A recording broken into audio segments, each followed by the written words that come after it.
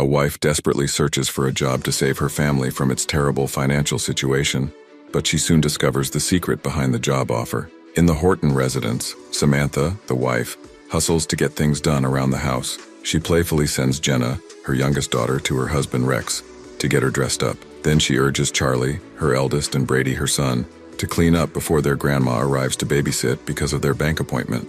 The son asks about the bank trip, and the mom explains they need to buy things like Charlie's braces. The daughter complains, wanting a video game instead. So Samantha notes that being pretty can make life easier. Cassie, Samantha's mom, arrives and immediately refolds the laundry that her daughter just finished to point out her dissatisfaction. But her mood immediately turns brighter when Jenna hugs her.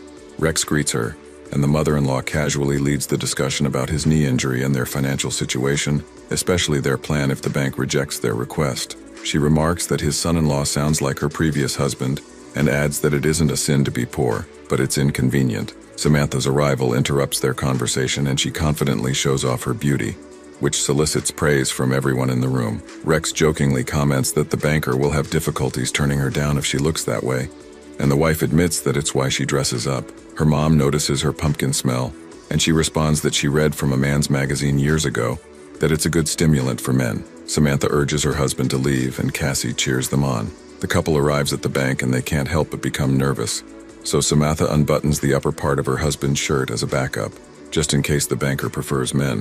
While trying to compose themselves, Carol Reed, a high school classmate and rival, spots them. She approaches them with her wealthy husband Jim, which agitates Samantha more. To calm her, Rex jokes that she's still more fortunate since he dumped her for his wife.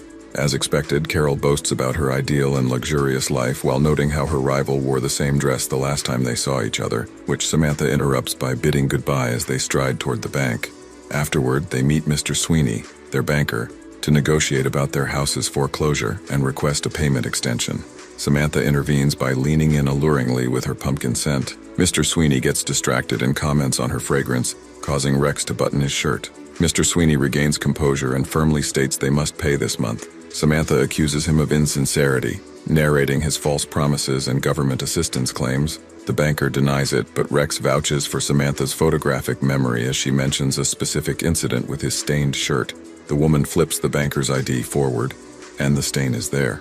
The next day, Samantha hangs out with her friends, Dee, the wife of a bar owner, and Laura, a lawyer. She tells them they got a loan extension but don't have any cards afterward. With Rex's knee injury, getting a job has been so challenging, and all of those who scouted him to be a professional football player in high school are gone with the wind. Dee offers her a job in the bar, but Samantha declines. She scans the newspaper for job ads and finds one hiring a massage therapist, which she's licensed with. The desperate wife gives it a go despite the location being more than an hour's drive away since there's no job here for someone like her. She jokes about her mom, commenting she's too pretty to go to law school, so her friends chime in about how their moms focus on beauty more than anything else. Samantha drives to Kind Touch Health Spa in Lorena the following day to submit her resume. She meets the owner Hasey and her partner Doreen, who praises her for her beauty. The applicant discusses her massage expertise and compliments are exchanged as the owners briefly assess her. Samantha emphasizes her desperation for a job, and JC offers her a start date for tomorrow. She returns home excited about her new job, but Brady, upon hearing the news, asks about joining the football team. She explains it's not a priority while Rex listens quietly. He approaches his family and Samantha remarks about not hearing his motorcycle. The husband tells her that he sold it to pay for their electricity, which the wife compliments as a big sacrifice. Cassie probes about the job, so the daughter replies that they have wealthy clients who give them big tips. A bee interrupts their conversation before the grandma can ask more about it, and the family happily shares a simple meal. Samantha goes to work the next day, and JC introduces her to everyone. Here she meets Tanya, who's been working with them for 6 years, and Emma, a newbie who joined them 2 months ago. Samantha asks if they also have massage therapist licenses, which creates a subtle, awkward atmosphere. However, JC escorts her out to show her what they do rather than simply explaining. The owner brings her to a room with a two-way mirror to observe Emma and her client. JC casually explains that they don't do anything their client isn't comfortable with, but her explanation becomes blurry in Samantha's ears as she witnesses Emma pleasuring the wealthy man. Do you want to see part 2 of this video? Subscribe to the channel and comment part 2. Thanks for watching. I would see you at part 2.